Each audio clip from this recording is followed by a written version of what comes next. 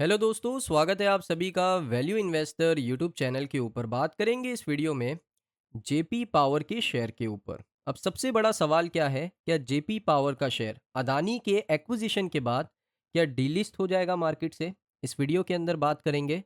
साथ में बात करेंगे अदानी और वेदांता के बीच में क्या प्रॉब्लम चल रहा है, उसके ऊपर एनसीएलटी और एनसीएलएटी। एनसीएलटी के ऊपर एक कोट होता है कंपनीज के लिए जिसको हम कहते हैं एनसीएलएटी।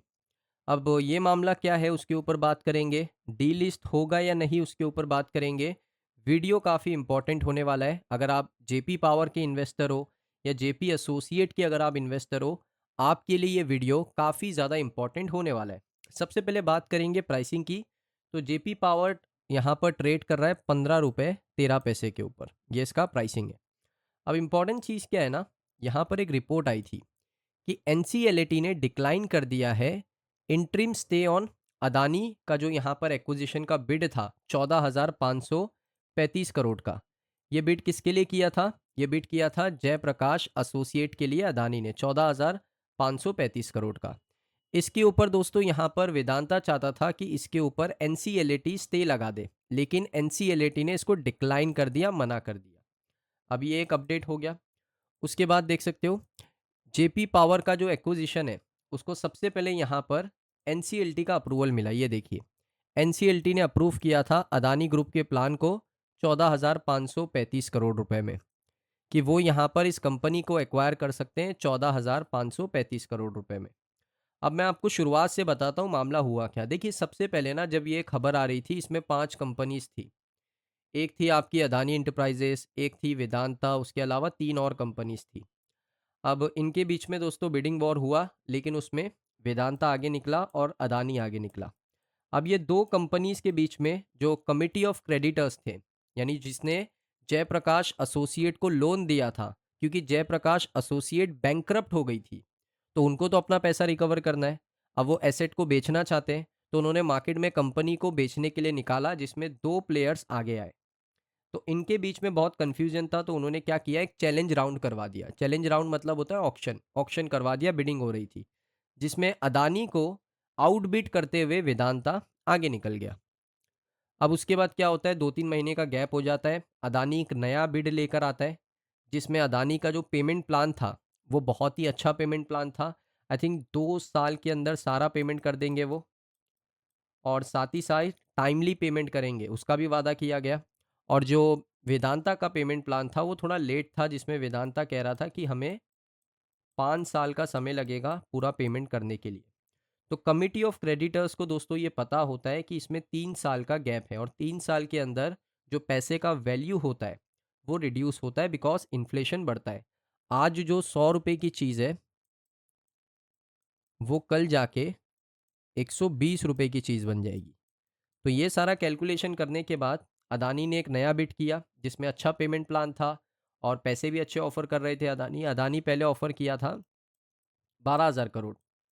उसके बाद इन टोटल उन्होंने 14,500 करोड़ ऑफर किए, और एक्सेप्ट भी कर लिया सीओसी ने। तो वेदांता को हटा दिया, अदानी की बिड को एक्सेप्ट कर दिया, एनसीएलटी से अप्रूवल मिल गया अदानी को। तो ये बात देखकर वेदांता को अच्छा नहीं लगा। वेदांता ने कंप्लेंट किया एनसीएलटी में, लेकिन एनसीएलटी ने पूरा खारिज कर दिया। तो वो गए एनसीएलटी के पास कि भाई ये तो मेरे साथ गलत हुआ है, मैंने चैलेंज राउंड में कंपनी को जीता, मैं बेटर पेमेंट प्लान ऑफर करने ही वाला था, तो अदानी ने पहले कर दिया, तो आप इसके ऊपर स्टे लगा दो। लेकिन एनसीएलटी ने कहा कि भाई हम लोग ऐसा बिल्कुल नहीं करेंगे, हम पहले बात करेंगे एनसीएलटी से, फिर हम बात करेंगे वेदांता आपसे और अदानी ग्रुप से, देखेंगे पूरा मामला क्या है। तो इसके लिए दोस्तों एक डेट भी इन्होंने डिसाइड करके रखी है। आई थिंक 9 अप्रैल से लेकर 14 अप्रैल के बीच में एनसीएलटी यहाँ पर एक डिसीजन सुना सकता है, तो उसका वेट सब लोग कर रहे हैं। लेकिन अभी तक कोई स्टे नहीं लगा है अदानी की बिट के ऊपर। अब दोस्तों आपका जो मेन क्वेश्चन है, क्या यहाँ पर जेपी पावर डीलिस्ट होगा? उसके लिए दोस्तों मैं आपको एक रूल बताता हूँ कंपनीज का, जिसमें क्या होता है ना, कि अगर डीलिस्ट होगा तो उसके लिए 90% स्टेक, 90% स्टेक किसके पास होना चाहिए? अदानी के पास होना चाहिए। 90% स्टेक होना चाहिए अदानी के पास, अगर उनको जेपी पावर को डीलिस्ट करवाना है मार्केट से। बिल्कुल डीलिस्ट करवाना है, अपने अंदर मर्ज करना है, तो उनको 90% स्टेक यहाँ पर खरीदना पड़ेगा। लेकिन प्रॉब्लम क्या है पता है? प्रॉब्लम ये है कि जेपी पावर के अंदर जो प्रमोटर है, उसमें आप देख सकते हो 24% स्टेक जयप्रकाश एसोसिएट लिमिटेड के पास है, 24% स्टेक। और रूल क्या कहता है कि भाई 90% स्टेक आपके पास होने चाहिए डीलिस्ट करवाने के लिए।